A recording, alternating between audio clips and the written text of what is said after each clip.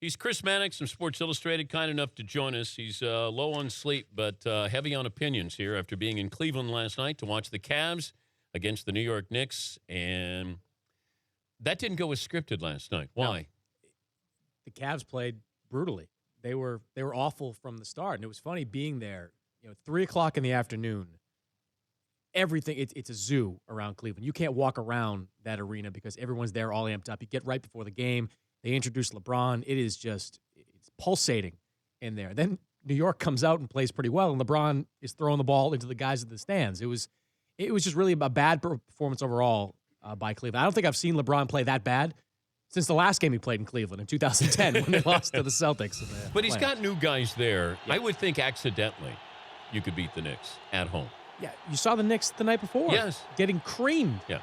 And the Knicks, they have this casual relationship with the triangle right now. They're out there. They start playing it. They look like they're going to go into it. Then, by the second quarter, it's like Derek Fisher must be like, screw it, Carmelo, just go try to score. And J.R. Smith, you're not going to do it anyway, so go ahead and try to score. So that's what they did. I think the Cavs, if LeBron, who had, again, one of the worst games I've seen him play, if he plays 10% better, they win that game. It still came down to a tough shot by him at the end. But that was just a brutally bad game by LeBron. You have this coach with Cleveland, Dave Blatt, who got this job before he knew LeBron was coming to town. Yeah. Before Kevin Love was coming to town. If management knew they were getting LeBron and Kevin Love, would this guy have gotten the job in Cleveland? It's a good question. The joke in the locker room amongst the media last night was tonight's game in Chicago was David Blatt's last stand. Has to get a win or else he's out. If he goes down 0-2. He goes down 0-2, it's over. He's out. You replace him with Tyronn Lue on the bench.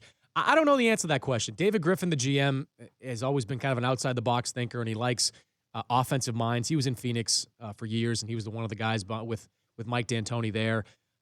I think they still would have given strong consideration, but I also think that LeBron would have had a chance to weigh in a little bit on who that next coach would be. And if LeBron wants a more veteran hand like a George Karl, or even if LeBron wanted, knock on wood, John Calipari to get another chance at it, maybe that would have gone that way. So it's a good question. I just don't know how to answer it. I don't know what they would have done if LeBron had gone first. What is Calipari thinking? That they gave him full autonomy and what, $10 million a year? I don't know what he was thinking when he turned it down the first time. Those jobs don't come around. Stan Van Gundy hates the cold like nobody's business, but he moves all the way to Detroit because he gets the coach and the GM job. John Calipari to have total control of a franchise, and a franchise that even without LeBron has pretty good young pieces there. Irving's there, Thompson, Dion Waiters. I was stunned that he would turn that type of deal down. He does want to get back in at some point. I firmly believe friends with LeBron. Yeah. And you got to think that Griffin, they knew LeBron. This wasn't something that July 1st, LeBron's on the phone and be like, hey, guys, I might want to come back someday. They knew this could be a possibility. So I don't know why they didn't, float that harder and make Calipari. Not that I'm saying Calipari would have done a great job there. I think Calipari is exactly where he needs to be. He's a tremendous college coach, tremendous at that recruiting, the one-and-dones. As a pro, I saw in New Jersey, that was just not good. How does this not work out in Cleveland? It's hard to see it not working out. They're going to get on the same page. That team is so good offensively. Kevin Love played great last night. He was terrific for them. He was the one that kept him in the game from the first quarter on, and LeBron is not going to play that type of game ever again. Where they get tripped up might be on the defensive side. There's not a lot of great interior bigs in New York, and they were still able to have their way. I can only imagine what Chicago might do to them. Yeah. I can imagine what Washington might do to them. Toronto even, with Valanciunas now, what they might do to them. That's something they have to figure out. In their bench, too, 12 points off the bench last night. That's not going to get the job done. Tristan Thompson, Mike Miller, one of those guys has to step up. But I just have a hard time seeing, Dan, this team not average 105, 106 points per game in the regular season. The first quarter, they effortlessly put up, 25, 26 points. And that was with LeBron playing like crap. So I think they're going to win a lot of regular season games by blowing people out of the water offensively. He's Chris Mannix from Sports Illustrated, their NBA writer. His Twitter handle is at Chris Mannix SI. The Lakers situation, should they have tried to tank 2 years ago, or should they have just, taken the wrecking ball to this franchise? Well, they should never have given Kobe that contract. I agree.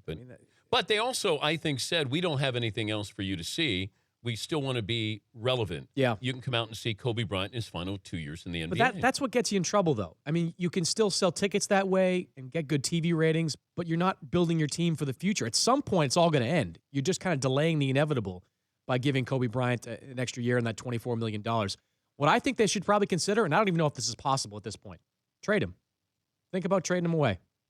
Okay, was there anything to that Knicks getting Kobe and trading Amari Stoudemire? No. Not then. I don't know what could possibly be constructed right now, but if the Lakers trade Kobe, and I'm not saying this is even being talked about right now, but if the Lakers trade Kobe, they wouldn't have any backlash. This team stinks. I mean, they are awful. Like, they could lose 60 games. I mean, that in that conference with the teams they have to go up against every night, they were non-competitive in their first 2 games. He has a no-trade clause, right? Right, but if you say to him, do you really want to spend your last 2 years with Jordan Hill as your pivot and Jeremy Lin, who you're already yelling at for not understanding the offense? Would Phil want Kobe Bryant? I think Phil would want him. I think you would want. I mean, that's instant ability to run the triangle offense. And you'd have 2 marquee scorers that maybe you have to figure out how they get along with Carmelo and Kobe, but I think Phil would do it in a heartbeat. The question is, could the Knicks ever construct a deal that would make the Lakers interesting? I think that's the one team that Kobe would probably be interested in going to. If he's going to leave the Lakers, can't see him wanting to go to the Clippers. The Bulls were a pipe dream back in the day. The Knicks, Phil there, Derek Fisher there, his best friend from those Laker days. It's possible. And if I'm the Lakers, I mean, if you let Kobe go before, maybe you have some backlash. Now, the fans know what's up. They're sitting there watching this team get obliterated. You think the fans, if you say to the fans, this is it's going to be tough initial hit, but we are going to be better by getting rid of Kobe Bryant? Yes, that they would buy that. It's like the Celtics with Garnett and Pierce, moving them.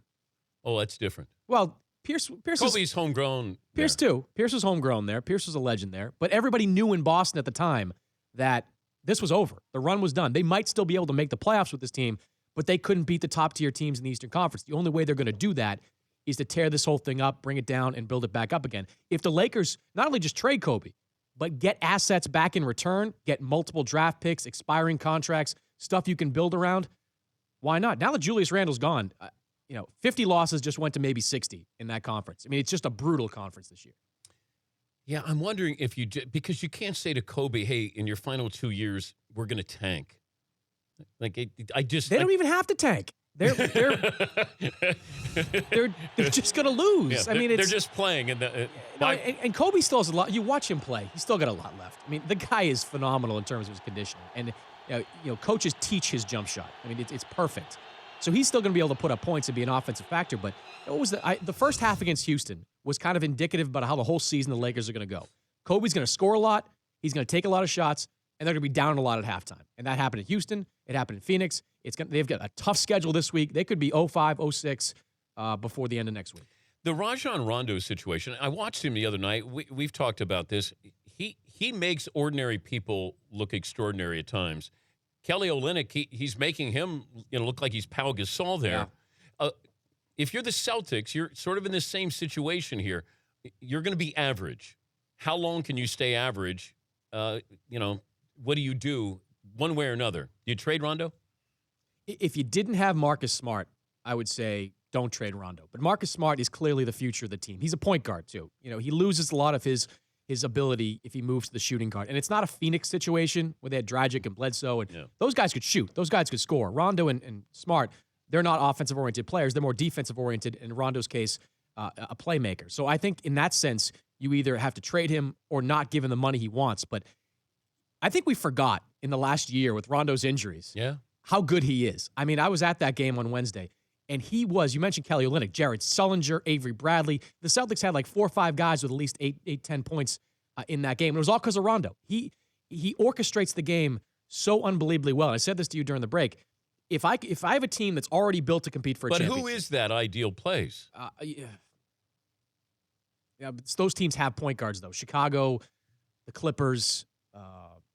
Maybe you could find a home for Rondo in Golden State if you want to move Steph Curry around and make him more of a shooter than a playmaker. God, Rondo in Golden State would be ridiculous. Yeah, but then I got Klay. So what am I doing with Klay Thompson? I mean, maybe you move small. Klay's 6'7". Maybe you try to play a 3-guard type of lineup. But you'd score a lot of points, and guys would get easy buckets. Bogut and David Lee would be 20-point-per-game scorers in that type of team. But Rondo is that type of guy that he makes a championship team. If you're a good team, he makes you great. He may not be Chris Paul in the sense you can build around him because he can do so many things offensively. But if you're looking for a guy that can take you to the next level, this guy is unbelievably good. I forgot. I'm around this guy a lot over the last couple of years. I forgot how good he was. And he showed with sea-level talent around him just how fantastic he can play. You love him, don't you? watching him play. Yeah. I do. Are the Bulls, should be the Bulls be the favorites in the East? Yeah, absolutely. And Spurs in the West? Yeah, no question. I want to take the Clippers. I took the Bulls and Spurs, but I looked at the Clippers. I don't know if there's a consistent third there. That you can have two great players, but having that third that you can always count on, I don't know, Crawford or Jordan, Redick, like who's going to be consistent? And maybe the consistency is that you got somebody who steps up every night. The small forward hole is a massive hole for them right now. They tried to get Pierce in the offseason. It couldn't make it work. They traded away Jared Dudley, who wasn't really great for them last year. Now you've got this, troika of Matt Barnes and Reggie Bullock and a couple other guys that are in that mix. It's not going to work. I think they do need to make a trade or something to get one more piece of that puzzle, or else you're right. They might be the team that wins the regular season now that Oklahoma City is a train wreck. Yeah. But San Antonio doesn't care. Popovich is going to rest these guys as much as he wants to rest these guys. And I'm telling you, Kawhi Leonard this year is going to take a big jump. He may not be the guy we saw in those last 3 games of the finals where he's busting up LeBron for 3 straight games. But they don't give max deals. Are they going to give him a max deal? If they don't give him a max deal, they'll match a max deal next summer. It's not the end of the world. Okay. That's why you have a lot of guys out there that are twisting in the wind right now for their Ricky Rubio, obviously amongst them in that crop. It took you 10 minutes to get Rubio in there. It's a big day for him. Why? I talked to Kevin Love about Rubio last night. We had a long conversation after. But did you say things like, were you like the guy from Chevrolet handing out the keys to Madison Baumgartner where you're going, Ricky? I wish I had I have my notes over there. I was like, Kevin, on a scale of 10 to 10, how good is Ricky Rubio? Ricky Rubio, come on.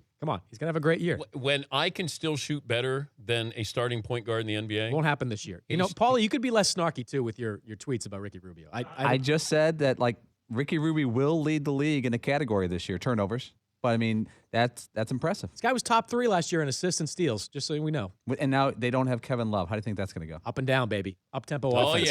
Oh, yeah. That's run and gun. Here we go. They'll lose a lot of games. Yeah. But he'll have big numbers. All right. Thank you, Chris. All right, Dan. Go get some sleep. He's Chris Mannix from Sports Illustrated.